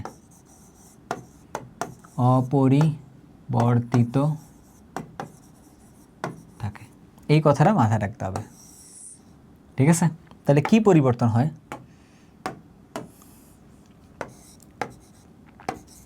দ্রাব্যতা কমে যায়। দ্রাব্যতা পরিবর্তন হয় মানে কি? দ্রাব্যতার কি হবে? কমে যাবে আর কি। তাহলে এই জায়গায় যখনই তুমি এমবি দিবা তখন দ্রাব্যতা তাহলে কী হবে? পরিবর্তন হবে এবং কমে যাবে। কেন? কারণ এই বিটা যখন এখানে আসছে তাহলে বি এর পরিমাণ তাহলে কী হয়েছে? আরও বাড়ছে। তাহলে রিভার্স যে প্রসেসটা, এই প্রসেসটা বেশি হয়েছে। তাহলে এই জিনিসটা তাহলে কী হলো? কম পরিমাণে বিয়োজিত হয়েছে। তাহলে দ্রাব্যতার পরিমাণটা কমে গেছে। তাই মানে কি? বাট দুটার মধ্যে দ্রাব্যতার গুণফলটা সেম আছে। এই কথাগুলোই বলতে হতো এখানে, বুঝতে পারছো? বাট তুমি যদি চাও এখানে ম্যাথ করেও বলতে পারো, কোনো সমস্যা নেই। বাট যেহেতু বলেনি গাণিতিকভাবে বিশ্লেষণ করো, সো ম্যাথ করার দরকার নেই আপাতত। ওকে, ডান। তাহলে আমাদের কাছে বাকি থাকলো কি? আমাদের কাছে বাকি থাকলো হচ্ছে এই আয়ন শনাক্তকরণ। বাট আমরা আয়ন শনাক্তকরণে যাওয়ার আগে আমরা হচ্ছে একটু কয়েকটি এমসিকিউ আগে করে নিই এই টপিক থেকে, ঠিক আছে? এরকম থেকে চলো তাহলে দেখি কি বলছে ঘটনাটা। সিলভার ক্লোরাইডের দ্রাব্যতা প্রতি লিটার জলীয় দ্রবণে এত হলে দ্রাব্যতার গুণফল কত? আচ্ছা, ডান। এখানে একটু দেখি আগে, এটা কি? এটা হচ্ছে গ্রাম। আচ্ছা, একটা ছোট্ট জিনিস আমি কি মিস করে ফেলছি কিনা? ছোট্ট একটা জিনিস মানে মিস করে ফেলছি। আচ্ছা, পরে একটু আসি। আমার মনে হয় একটু ছোট্ট একটা জিনিস মিস করে ফেলছি মনে হয়, পরেতে চাইছিলাম বাট ওই সময়টা বলা হয়নি। এই যে এই জায়গাটায়, ঠিক আছে? এই জায়গাটায় বলা হয়নি। এই জায়গাটায় ওই সময় বলতে চাইছিলাম, বলা হয়নি। খেয়াল করে দেখো, এই জায়গা থেকে যদি চিন্তা করে দেখি যে দ্রাব্যতার একক কী তাহলে আর কি। এখানে একটা প্রশ্ন আসে যায় যে দ্রাব্যতার একক কী? দ্রাব্যতার একক তাহলে কি? এক নম্বর কথা, উপরেও গ্রাম নিচেও গ্রাম, গ্রামে লিখছি না ভরে। তাহলে কি দ্রাব্যতার এক নম্বর কথা হচ্ছে দ্রাব্যতার একক নেই। একক নাই তুমি তাহলে কোথায় বুঝলা? এই যে একক নাই, আমরা এই যে এখানে লিখছিলাম একক, দেখো নাই। আমরা এইখানে যখন একটা ম্যাথ পড়ছিলাম, ইভেন কোনো ম্যাথের ক্ষেত্রেও গিয়ে দেখছি তার একক নেই, ঠিক আছে? আচ্ছা, কিন্তু দ্রাব্যতার আবার একক আবার হয়, কখন হয়? এটা দ্রাব্যতার এককটা হয় কখন হয়? গ্রাম পার লিটার একটা একক হয়। আবার দ্রাব্যতা আরও একটা একক হয়, মোল পার লিটার একটা একক হয়। দ্রাব্যতার কটা একক বলছি? 3টা। একক নাই হতে পারে, গ্রাম পার লিটার হতে পারে, মোল পার লিটার হতে পারে। কখন কখন হয় আর কি? যখন দ্রব গ্রাম ইউনিটে, দ্রাবকও গ্রাম ইউনিটে, তখন একক নেই, ঠিক আছে? আর যখন দ্রবটা গ্রাম ইউনিটে আর দ্রবণটা, এই জায়গায় ছোট্ট একটু ঝামেলা, দ্রবণটা যখন লিটার ইউনিটে তখন সেটা হচ্ছে কি? গ্রাম পার লিটার। সেম জিনিসটা এখানেও, দ্রব যদি মোল ইউনিটে হয় আর দ্রবণ যদি লিটার ইউনিটে হয় তখন হচ্ছে মোল পার লিটার। তাহলে দ্রাব্যতার একক আসলে আছে, বাট মোল পার লিটার হতে পারে, গ্রাম পার লিটার হতে পারে। চলো, এখন আমাকে একটা এমসিকিউতে গিয়ে মনে হয় আমরা এই জিনিসটা পাইতেছিলাম, আলোচনা করতেছিলাম। এই যে গ্রাম আছে, এই যে প্রতি লিটারে আছে, তাহলে এটা কিন্তু আমাদের কাছে দ্রাব্যতা দেওয়া আছে কিসে? দ্রাব্যতা দেওয়া আছে হলো গ্রাম পার ইউনিটে। সেটা কত? 0.000015 এত গ্রাম পার লিটার, ঠিক আছে কথা না? এটা হলো দ্রাব্যতার ক্ষেত্রে বলছে। এখন আমাদের কাছে এটা কিসে কিসে দেওয়া আছে এটা তো জানি না, আগে আমরা একটু দেখি। আমাদের দুইটা হবেই করা লাগবে, না হলে যদি গ্রাম পার লিটারে যদি না মিলে এখানে, তাহলে কোথায় যেতে হবে? আবার মূল পার লিটারে যেতে হবে। তাহলে সিলভার ক্লোরাইডের কথা বলতেছে, তাহলে সিলভার ক্লোরাইড এটা ভাঙলে কি লেখা যায়, Ag প্লাস আর Cl মাইনাস লেখা যায়। অর্থাৎ এর KSP সমান তাহলে কত হবে, Ag প্লাসের ইন্টু Cl মাইনাসের ঘনমাত্রা।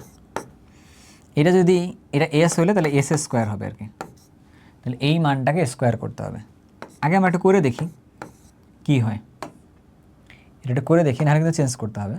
0.000 সাথে কত হলো 15, এইটারই করতে হবে স্কোয়ার, ঠিক আছে। 0.00315 এটা করলাম স্কোয়ার, তাহলে কত আসছে 2.25 × 10⁻⁸। তার মানে এরকম করে নাই, দেবো তাহলে কোথায়, এটাকে মোল পার লিটারে কনভার্ট করা লাগবে আর কি। এটাকে তাহলে মোল পার লিটারে কনভার্ট করতে হবে, তাহলে এটা হবে আবার, ঠিক আছে। যেহেতু কিছু বলে দেওয়া নাই, যদি এখানে বলে দেওয়া থাকতো, ঠিক আছে, মোল স্কোয়ার লিটার, তাহলে সুবিধা হতো আর কি আমাদের জন্য। তাহলে গ্রাম থেকে মোলে যাব কেমনে, তাহলে N সমান আমরা কি জানি, W/M, তাহলে এটাকে আণবিক ভর দিয়ে ভাগ করতে হবে, ভাগ করলে এটা মোলে যাবে আর কি। তাহলে আণবিক ভর কত হবে, সিলভারের জন্য ভরটা কত 107 নাকি 8 যেন, 107 তাই না সিলভারের ভর। ক্লোরাইডের ভর কত, ক্লোরাইডের ভর হচ্ছে 35.5। আচ্ছা, তবু আমরা একটু ভরটাকে শিওর হই, 107 মনে হয় সিলভারের ভরই, বাট 108ও ধরছে কি না এটা আসলে শিওর না এক্স্যাক্টলি, যেহেতু মনে নেই, দ্যাট ইজ হয় আসলে এভাবে বলাটাও টাফ হয়ে যাবে মনে হয়। আমরা একটু গুগল থেকে দেখি, কিছু একটা আটকাই গেলে গুগল মামা থাকে। তাহলে হচ্ছে সিলভারের ভর, সিলভার মলিকুলার ওয়েট 107.86, তার মানে হচ্ছে 107.86কে তুমি 108 ধরে নিতে পারো, ঠিক আছে। পরে না দেখা যাবে, নাহলে অ্যান্সার মিলতেছে না, ঠিক আছে। 108 ধরে নিচ্ছি আর কি, এরকম। তাহলে এই দুটোকে যোগ করলে এটার ভর পাবো। তাহলে একটু দেখো তাহলে কত হইল, তাহলে এটার ভর হইল কত 108 প্লাস 35.5 নিচ্ছি 143। তাহলে এটাকে 143 দিয়ে ভাগ দাও, 143 দিয়ে ভাগ দাও, 0.015 ডিভাইডেড বাই হচ্ছে 143, তাহলে কত হইল 1.04 × 10⁻⁻6 এত মোল পার লিটার। এবার আসো, এবার তুমি S স্কোয়ারের মানটা করো, 0.04 × 10⁻⁻6 এত এর স্কোয়ার, তাহলে কত হবে 1.04 × 10⁻⁻6, এটার যাবে হচ্ছে স্কোয়ার যাবে, তাহলে কত আসলো 1.0816 × 10⁻12। কোথাও কি মিলতেছে, এই যে এটার সাথে এইটা মিলতেছে 2 নম্বরটা। সো এই জন্য হচ্ছে ব্যাপারটা বলি একটু, যে কিছু না দেওয়া থাকলে মোল পার লিটারে যাওয়াটা সেফ অপশন, বাট চেক করতে হবে এই ক্ষেত্রে, দুইটাই চেক করতে পারলে বেটার, যে কোনটা কোনটা দেওয়া আছে বা না আছে, এগুলো ইউনিট দুইটাই হয়। ডান, পরেরটাতে যাই। দ্রাব্যতা গুণফল নিচের কোন ক্ষেত্রে প্রযোজ্য, আমরা একটা কথা বলছিলাম এটাতে বারবার করে মনে করতে বলছিলাম, যে স্বল্প দ্রবণীয় আয়নিক যৌগ বা পদার্থের ক্ষেত্রে গিয়ে প্রযোজ্য আর কি। দ্রবণীয় তো মানে ক্যাটায়ন অ্যানায়নে ভাগ হয়ে গেছে, সেটার কথা বলতেছে। তারপর কি বলছে, AB2 যোগে দ্রাব্যতার গুণফল এত, মানে KSPর মান হচ্ছে এত, তাহলে দ্রাব্যতা কত। আচ্ছা, AB2 তাহলে হইলো A2 প্লাস 2B মাইনাস, তাহলে এটা যদি S হয়, এটা হলো S, এটা হলো তাহলে 2S, তাহলে KSP সমান তাহলে কি লেখা যায়, তাহলে 4S³ লেখা যায়। দ্রাব্যতা চাইছে, তাহলে S³ সমান KSP ডিভাইডেড বাই কত করতে হবে, তাহলে ডিভাইড বাই 4 করতে হবে। মান বসাও, এটার মান দেওয়া আছে 1.7 × 10⁻⁻12 ডিভাইড বাই 4। এখান থেকে তুমি S এর মানটা বের করো, এখান থেকে তুমি S এর মানটা বের করো, তাহলে একটু দেখি আমরা 1.7 × 10⁻⁻12 নিলাম, ডিভাইড বাই হচ্ছে 4। ওকে, এইটার উপরে পাওয়ার দিবা কত 1/3, তাহলে 7.51 × 10⁻⁵ মিলছে কি, 7.51 ইন্টু 10⁻⁵, -5 কোথায় আছে?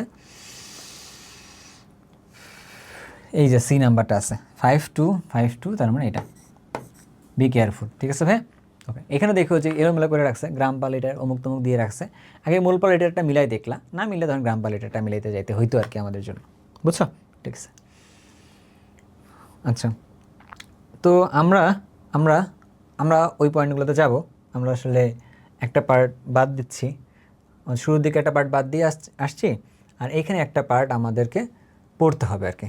এখানে একটা পার্ট আমাদেরকে পড়তে হবে, সেটা কি কি আবার পার্টগুলো? চলো একটু দেখি, এক্সট্রা একটা স্লাইড নিয়ে পড়াইতে হবে এটাকে, কারণ আমি ওই পার্টটা স্কিপ দিয়েছি, লিখে নিই। তাহলে এইটা ছিল 4 নম্বর টপিকটা না?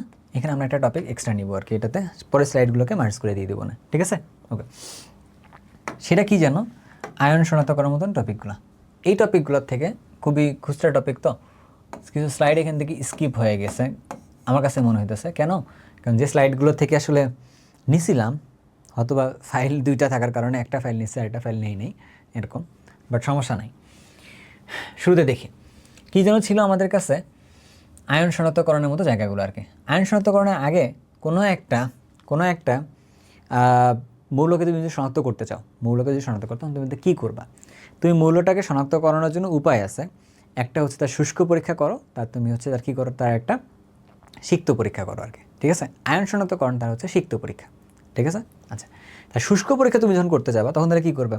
তুমি একটু হাতে নিয়ে দেখবা এটা কি দানাদার কিনা, তারপর তুমি দেখবা ওটার গন্ধ কীরকম টাইপের আছে, তারপর তুমি দেখলা যে ওইটা দেখতে কীরকম আছে, তারপর তুমি একটু দেখলা যে শিখা পরীক্ষা করে দেখলা আর কি। তা শিখা পরীক্ষা করতেছে শুষ্ক পরীক্ষার মধ্যে গিয়ে। তাহলে চলো একটু দেখি।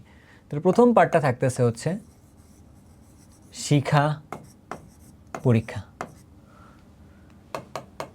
শিখা পরীক্ষা, শিখা পরীক্ষা, শিখা পরীক্ষা। আচ্ছা, শিখা পরীক্ষার মধ্যে কি করা হয়? শিখা পরীক্ষার মধ্যে কি করা হয়? ধাতব আয়ন শনাক্ত করা হয় আর কি। কী শনাক্ত করা হয়? ধাতব আয়ন শনাক্ত করা হয় আর কি। যেমন ধরো আমরা যদি নেই, ধরো ধাতব আয়ন সহকারে নিছি, বাসার মধ্যে ধরো সোডিয়াম ক্লোরাইড আছে, লবণটা আছে, সেটা ধরো আমরা এটাই টেস্ট করতে চাই যে আসলে সোডিয়াম ক্লোরাইডের মধ্যে যে সোডিয়াম আছে এটা টেস্ট করতে চাই। তাহলে কেমন টেস্ট করবো বলো তো? কেমন টেস্ট করব? এই সোডিয়ামটাকে তাহলে কী করতে হবে? এটাকে আগে সোডিয়াম ক্লোরাইড যে আছে এটা আমি জানি না থাকলে এটাকে শিওর হয়ে নিতে হবে আর কি। তাহলে উপায়টা কি? তুমি যে কোনো একটা সল্ট নিলা, যে কোনো একটা তুমি সল্ট নিলা বা একটা অক্সাইড নিলা আর কি, নেওয়ার পরে সেখানের মধ্যে তুমি গাঢ় HCl দ্রবীভূত করবা। গাঢ় HCl দ্রবীভূত করলে তাহলে কী হবে? এখানে যে মেটাল পার্টটা ছিল, তাহলে মেটালের একটা ক্লোরাইড তৈরি করবে আর কি সেখানে, বুঝতে পারছো?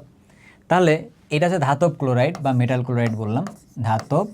ধাতব ক্লোরাইড, একটা ধাতব ক্লোরাইড তৈরি করবে। আর ধাতব ক্লোরাইডগুলো কেমন হয়? উদ্দায়ী টাইপের হয় আর কি, সহজে এটা উড়ে যায়। সহজে এটা কী হয়? উড়ে যায়। আচ্ছা, তাহলে ধাতব ক্লোরাইডগুলো যদি উদ্দায়ী হয়, এটা উড়ে যায়, তার মানে এরকম করে এটা বানায় নিতে হবে আর কি আগে। তার মানে এইটা সবসময়ের জন্য থাকবে না, এটাকে না থাকলে HCl ডুবাই নিতে হবে আর কি। তার মানে আমাদের শিখা পরীক্ষা করার জন্য HCl মাস্ট। কেন লাগবে? ধাতব ক্লোরাইড লবণটা বানানোর জন্য লাগবে আর কি, বুঝতে পারছি কথা না? আচ্ছা, এবার ধরো এটা বানাই নিছি আমরা। এখন এইটা বানায় যেটা নিছি আমরা, আচ্ছা আরেকটা জিনিস বলে রাখি, এই লবণটাকে নেওয়ার জন্য কিন্তু এরকম চামচ দিয়ে নিতে হবে না। নিব তাহলে কিসে? প্লাটিনাম তার অথবা নিক্রোম তার দিয়ে নিতে হবে। প্লাটিনাম তার অথবা কি নিক্রোম মানে নিকেল আর ক্রোমিয়ামের যে সংকটটা হয় সেইটার নিতে হবে আর কি। নিলা। এবার তুমি এই জায়গার মধ্যে একটু আসো। তো এই যে সোডিয়াম যেখানে আছে, তাহলে সোডিয়ামটা কি আকারে? এখানে প্লাস আকারে আছে। এ যখন এখান থেকে এনার্জি পাইছে বা সিস্টেমের ইলেকট্রন পেয়ে সেখানে কিছু নিউট্রাল সোডিয়াম তৈরি হয়, বা ধরো যে সোডিয়াম ধাতব তৈরি হয়েছে, সেন্টার তৈরি হয়েছে আর কি। অস্থির হবে কিন্তু জিনিসগুলো। তো সেই সোডিয়ামের উপরে ইলেকট্রনগুলো আছে, তাহলে সেই ইলেকট্রনগুলা এখান থেকে ওই এনার্জি পেয়ে সেই সোডিয়ামটার ইলেকট্রনগুলো তাহলে এক্সাইটেড হয়েছে আর কি। কি এক্সাইটেড হয়েছে? এক্সাইটেড হওয়া মানে কি? এই সোডিয়াম ইলেকট্রন এক্সাইটেড হওয়া মানে কি? এটা বোঝাচ্ছে হচ্ছে এরকম, এখানে আমাদের কাছে আছে কি, এর একটা স্টেট, এটা ধরলাম আরেকটা স্টেট, এটা ধরলাম আরেকটা স্টেট। এটা ইলেকট্রনের অবস্থান বুঝাইতেছে আর কি। হ্যাঁ, তাহলে ধরো এখানে একটা ইলেকট্রন আছে, সে হচ্ছে এই সোডিয়ামের, ধরো এই সোডিয়ামের কাছে থাকা একটা ইলেকট্রন ছিল, এই ইলেকট্রনের কথা বলতেছে আর কি। ও যখন শক্তি পাইছে, শক্তি পেয়ে সে হায়ার এনার্জি লেভেলে গেছে। তার মানে কি, শক্তিকে সে কী করছে, সে শক্তি আগে শোষণ করছে, শক্তি শোষণ করে হায়ার এনার্জি লেভেলে গেছে। যখনই আমরা এই লবণটাকে শিখার মধ্যে ধরবো, জারণ শিখা হতে পারে, বিজারণ শিখা হতে পারে, ধরো যখনই ধরবো তখন সে শক্তি পেয়ে তাহলে সে কোথায় গেছে, এক এনার্জি লেভেল থেকে অন্য এনার্জি লেভেলে গেছে। এবার যখনই একটু পরে সে যেহেতু এই জায়গায় স্টেবল না, সে আবার এখান থেকে ব্যাক করে আবার এখানে ফেরত আসবে, গ্রাউন্ড স্টেটে ফেরত আসে আর কি। তার মানে তখন সেটা কী হয়, তখন সে শক্তি বিকিরণ করে, তখন সে শক্তি বিকিরণ করে। তাহলে এই যে বিকিরণ যে শক্তিটা হইল না, এই যে বিকিরিত যে শক্তিটা হইল, তাহলে বিকিরিত যে শক্তিটার কথা বলতেছি, এই শক্তিটার মানটা কেমন, এই সি ডিভাইডেড বাই ল্যামডা। ঠিক আছে, ওই ল্যামডাটা তরঙ্গ দৈর্ঘ্য দৃশ্যমান অঞ্চলে আলো হলে, দৃশ্যমান অঞ্চলের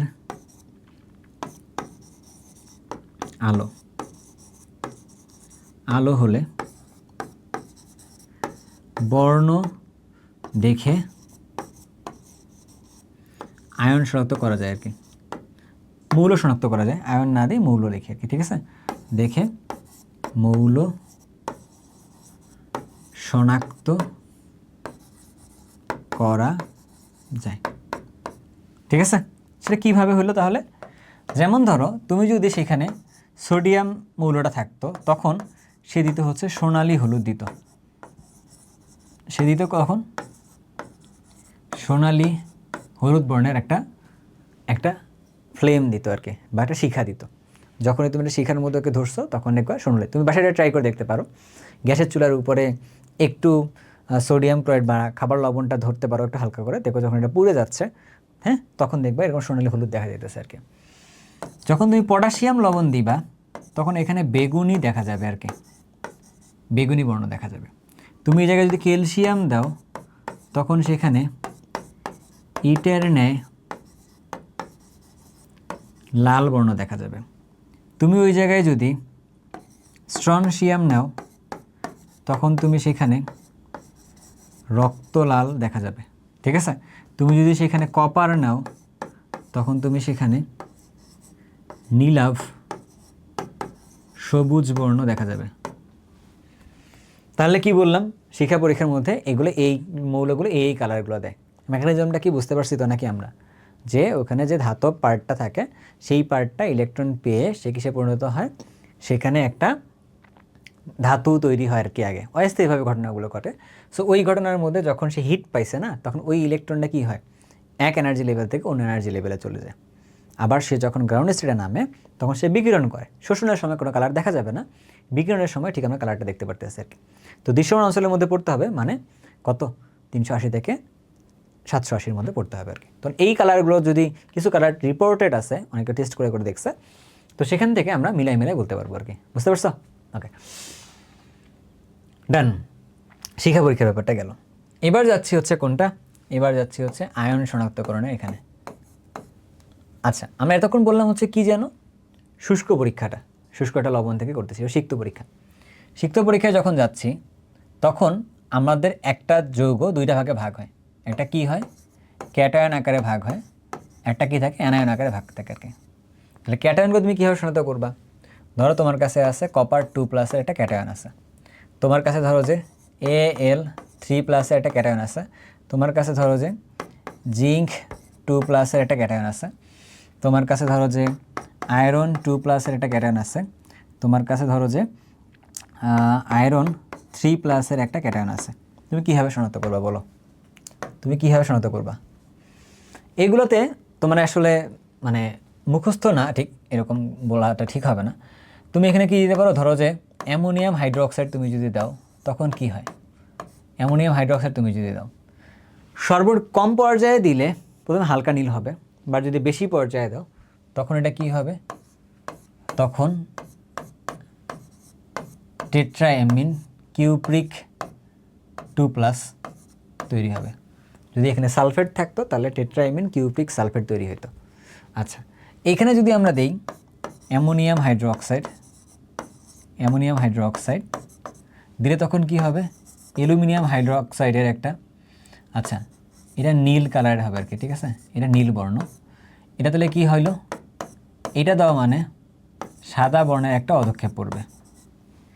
জিঙ্কের সাথে তুমি যদি দাও ammonium hydroxide in presence of sodium hydroxide, এরকম মনে হয় দেওয়া আছে, তখন তাহলে কি হয়, ওই জিঙ্ক হাইড্রোক্সাইডে তৈরি হয়, আরও বেশি দিলে পরে সোডিয়াম জিঙ্কেট তৈরি করবে। আমরা সেদিকে গেলাম না, ধরো এটারও একটা সাদা একটা পদক্ষেপ পড়বে আর কি, এরা দিয়ে সোডিয়াম অ্যালুমিনিয়াম তৈরি হবে এর পরের ধাপে, দরকার নেই আপাতত, এটুকু দিয়ে লেখা যাবে।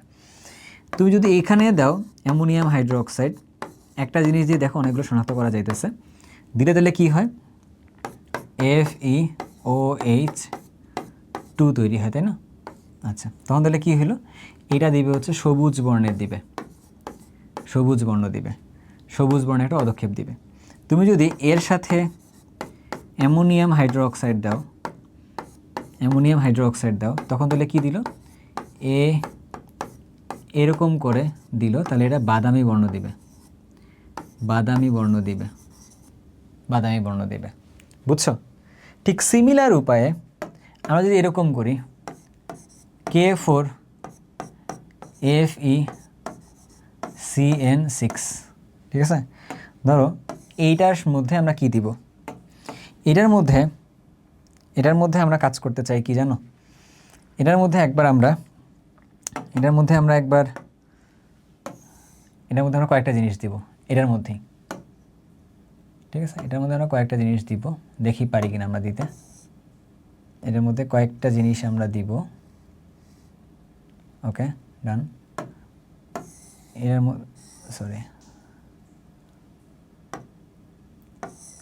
এটার মধ্যে আমরা বেশ কয়েকটা জিনিস দিয়ে দেখব কেমন বর্ণ দেখায় আর কি, এরকম, ঠিক আছে, K4FeCN6 এর মধ্যে। এটার মধ্যে দিল আমরা হচ্ছে Fe2+, এটার মধ্যে দিব হচ্ছে জিঙ্ক 2+, এটার মধ্যে দিব হচ্ছে Fe3+, ঠিক আছে। তখন কেমন কালার দেখা যাবে, বিক্রিয়াগুলো তাহলে কেমন হবে দেখি একটু আর কি।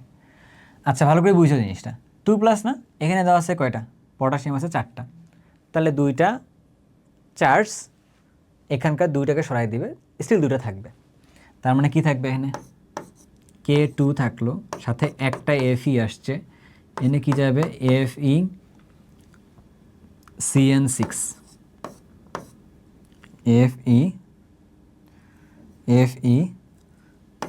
FeCN6, এটা কেমন বর্ণ বলো তো, এটা হচ্ছে একটা নীল বর্ণ দিবে, কেমন নীল দিবে, হালকা নীল দিবে মনে হয়, ঠিক আছে, এটা হচ্ছে একটা হালকা নীল দিবে, এটা গাঢ় নীল দিবে, এটা হচ্ছে হালকা নীল বর্ণ দিবে, আর এটা দিবে হচ্ছে গাঢ় নীল দিবে আর কি, ঠিক আছে। আর এটা যদি দেই তখন তাহলে কি হলো দেখো, পটাশিয়াম ছিল 4টা, এখানে 3টা এসে চার্জ শেষ করে ফেলছে, তাহলে কি হলো তখন Fe কালারগুলো তুমি একটু চেক করে নিয়ে তোর, হ্যাঁ, কারণ কালারগুলো নিয়ে এটা আমার নিজেরই কনফিউশন মনে হইতেছে, একটু নিজের কনফিউশন মনে হচ্ছে, দেখি এরকম দিছি না আমরা FeCN, ডান, CN6। তোমাকে কি বলতে চাচ্ছি, শুধু বিক্রিয়াগুলো লেখার সময় খেয়াল করতে হবে, এই যে 4টা আছে, এখানে 3টা আছে, তাহলে তিনটাকে সরাই ফেলছে, একটা বাকি আছে, ওটা লিখছো তুমি। এটা মোস্ট প্রবাবলি এটা হচ্ছে গাঢ় নীল, আমি একটু চেক করে তারপর এই জিনিসটাকে কনফার্ম করবো তোমার কাছে। আর এইটা কি আসলে, যখন জিঙ্ক দিয়েতে যাবা তখন কিন্তু আগের মতোই 2টা সরে যাবে এখানে, তাহলে কি হলো, 2টা পটাশিয়াম থাকবে এখনও এখানে, তাহলে K2 জিঙ্ক আসবে, সাথে হচ্ছে FeCN6, ঠিক আছে। এইটা আবার হচ্ছে সাদা বর্ণের আর কি, এটা হচ্ছে সাদা বর্ণের, প্যারা নেই এটা নিয়ে, সাদা বর্ণের, বুঝছো? ওকে, হ্যাঁ, এটা চেক করছি, এটা ঠিক আছে, গাঢ় নীল আর হালকা নীল। এখন তুমি কি করবা, তোমাকে হচ্ছে একটু বাসার কাজ দিয়ে তুমি একটু নিজে লিখবা এরকম বিক্রিয়াগুলো, একটু বই দেখে লিখো এটি, ঠিক আছে, একটু বই দেখে লিখো, কাজে লাগবে তোমার হচ্ছে অ্যামোনিয়াম যেটা আছে এইটা, তারপরে সোডিয়াম আয়ন যেটা আছে সেটা, তারপরে ধরো যে ক্যালসিয়াম 2+ আয়ন যেটা আছে, এই 3টা তুমি একটু বাসায় বই দেখে জাস্ট বিক্রিয়াগুলো লিখিও, আর এখানে কোনটা কোন কালার দিচ্ছে সেটা, আর অলরেডি যা আছে তো শেষ করে ফেলছো আর কি এখান থেকে। এটা কী করছো, এটা ক্যাটায়নের জন্য পড়ছো। এবার যাবা হচ্ছে কার জন্য, এবার দেখবা হলো অ্যানায়নের জন্য। অ্যানায়নের জন্য দেখবা আর কি। অ্যানায়ন কোনটা কোনটা আছে, ধরো Cl মাইনাস, যেমন ধরো আছে হচ্ছে SO4 2 মাইনাস, যেমন ধরো আছে SO3 2 মাইনাস। এখন এগুলো তুমি কীভাবে শনাক্তকরণ করবা? এইটার মধ্যে তুমি যদি সিলভার নাইট্রেট দাও, সিলভার নাইট্রেট বিকারকটা দাও, তখন কি হয়, সিলভার ক্লোরাইড তৈরি হয়। সেই সিলভার ক্লোরাইডের যে লবণটা তৈরি হয়, এটা একটা সাদা বর্ণের তৈরি হয়। এই জায়গায় ব্রোমিন থাকলে একটা হলুদ টাইপের একটা বর্ণ আসতো, ঠিক আছে? এই জায়গায় যখন তুমি দিবা, তখন তুমি কি শনাক্ত করবা? তখন তুমি কি দিয়ে শনাক্ত করবা? তখন তুমি দিবা হচ্ছে বেরিয়াম নাইট্রেট। বেরিয়াম নাইট্রেট দিলে কি হলো, বেরিয়াম সালফেট তৈরি করবে। সেই বেরিয়াম সালফেটেরই একটা অধক্ষেপ পড়বে, সাদা একটা অধক্ষেপ পড়বে, যেটা থেকে বোঝা যাবে এখানে বেরিয়াম আছে। বুঝছো? আচ্ছা, এখানকার মধ্যে কি হবে, তুমি যদি এখানে H+ দাও, তখন কি হলো, এখানকার মধ্যে পানি তৈরি হবে plus carbon die oxide gas তৈরি হবে, ঠিক আছে? ওই কার্বন ডাই অক্সাইড গ্যাস যেটা তৈরি হবে, সেখানে তুমি যদি ক্যালসিয়াম হাইড্রোক্সাইড বা চুনের পানির মধ্যে যদি দাও, ক্যালসিয়াম হাইড্রোক্সাইড বা চুনের পানির মধ্যে তুমি যদি দাও, তখন তাহলে কী হবে, এটা ক্যালসিয়াম কার্বনেট হয়ে ঘোলা, চুনের স্বচ্ছ পানিটাকে ঘোলা পানি করে ফেলবে। এটা ছিল স্বচ্ছ, বাট এটা দেওয়ার কারণে কি হয়ে যাবে, ঘোলা হবে আর কি। তাহলে এইভাবে তুমি এগুলো শনাক্ত করতে পারো। বুঝছো কথা না? ক্লিয়ার? ওকে, চলো দেখি আমরা কী কী প্রশ্ন যেন রেখে দিয়ে আসছিলাম, সেই প্রশ্নগুলো একটু দেখে আসি, তাহলে মনে হয় একটু সুবিধা হবে। কোনো একটা প্রশ্নের অ্যান্সারগুলো করি নেই, এটা একটু দেখে আসি আর কি। হ্যাঁ, আচ্ছা, এই জায়গায় দেখি একটু যে উদ্দীপকের ধাতব আয়ন শনাক্তকরণের পরীক্ষা সংশ্লিষ্ট সমীকরণ সহকারে লিখো। ধাতব আয়ন কোনটা আছে উদ্দীপকের 1 নংয়ে? 1 নং মানে এই যে কপারেরটা আর কি, এটাতে কপার সালফেট আছে। এটা অলরেডি আমরা লিখছিলাম, তাই না? এটা অলরেডি আমরা লিখছিলাম, তবু আমরা এখানে টান দিয়ে একটু লিখে রাখি। ধরো কি আছে, কপার সালফেট আছে, কপার সালফেটই আছে আর কি। এখানে আমরা বলছিলাম কি, তুমি এখানে অ্যামোনিয়াম কার্বনেট মানে অ্যামোনিয়াম হাইড্রোক্সাইড দিবা এক্সেস অ্যামাউন্টে, দিলে কি তৈরি করবে, টেট্রাএমিন। এটা মাত্র লিখে আসলাম না, টেট্রাএমিন কপার সালফেট, এইটা তৈরি করবে আর কি। এবং এটা একটা গাঢ় নীল বর্ণ দিবে, এটা একটা গাঢ় নীল বর্ণ দিবে, যেটা দেখে বুঝতে হবে এখানে কপার ছিল আর কি, ঠিক আছে? এটা ডান। এবার এ যৌগের ক্ষারীয় মূলকের শনাক্তকরণে শিক্ষা পরীক্ষায় যে বর্ণ উৎপন্ন হয় তার কারণ ব্যাখ্যা করতে বলছে। দেখি এ কোনটা, এই সোডিয়ামটা। আচ্ছা, এটা তো আমরা বললামই যে সোডিয়াম এখান থেকে কি হয়, এখানকার ইলেকট্রনটা যে কী হয়, এক্সাইটেড হয়, এক স্টেট থেকে অন্য স্টেটে যায়, শোষণ করে যায়, আবার ওখান থেকে নেমে যখন আসে তখন বিকিরণ করে। বিকিরণের জন্য আমরা গিয়ে কালারটা দেখতে পাই, ঠিক আছে? এটা অলরেডি ডিসকাস করা হয়েছে, ডান।